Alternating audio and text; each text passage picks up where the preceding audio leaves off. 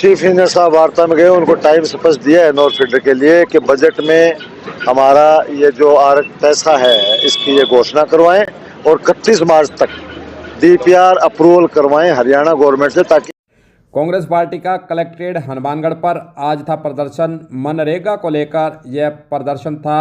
इसी बीच वहां पर नौहर फीडर को लेकर चर्चाएं करते वहां पर कांग्रेस जन के लोग दिखाई दिए और नौहर फीडर की रिलाइनिंग और उसकी डीपीआर को लेकर सरकार पर वह आरोप भी लगा रहे हैं। सिंचाई विभाग से उन्होंने कहा कहा जा चुका है कि 31 मार्च से पहले बजट और डीपीआर तैयार करें, अन्यथा कांग्रेस पार्टी अन्य पार्टियों को, किसानों को साथ लेकर नौहर क्षेत्र के अंदर बड़ा आंदोलन छेड़ने वाले हैं। नौहर फीडर को लेकर हालांकि बातें तो की जा रही हैं, लेकिन सरकार के स्तर से गंभीरता इसी की देखी जा सकती है कि इसको लेकर हरियाणा, राजस्थान, केंद्र तीनों जगह पर बीजेपी सरकारें हैं, फिर भी हरियाणा सरकार की मनमानी सामने आई है कि वह डीपीआर बनाने की रुचि नहीं ले रही है। किसानों का द्वार बार धरना प्रदर्शन करने का सिलसिला भी रहा, पहले भी रहा, 20 साल से यही चल रहा है। लेकिन हरियाणा सरकार के द्वारा जो चिट्ठी पत्री सिंचाई विभाग हनुमानगढ़ मुख्य अभियंता के द्वारा लिखी गई है, बार बार उनके द्वारा चिट्ठी पत्री लिखी गई है, उसका जवाब तक अभी तक नहीं दिया है कि हरियाणा सरकार डीपीआर बनाएगा कि नहीं बनाएगा।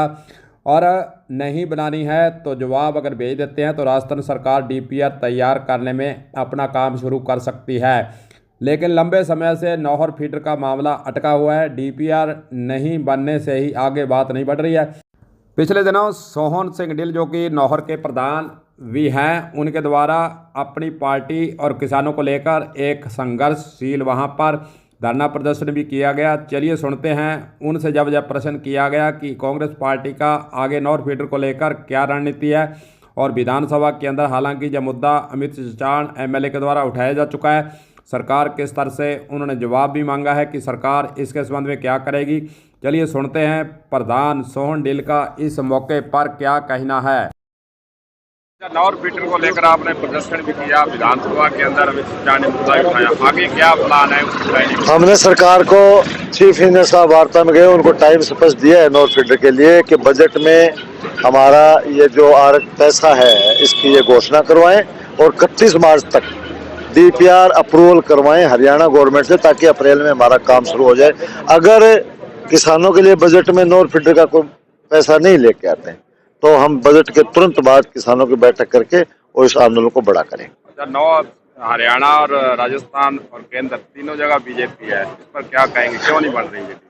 आप कल का बजट देखिए, इनको किसान मजदूर से कोई लेना देना नहीं है। बजट पूरा पढ़ लो, किसान के लिए कोई बात नहीं, एमएसपी के लिए कोई बात नहीं, पानी के लिए कोई बात नहीं, नहर के लिए कोई बात नहीं।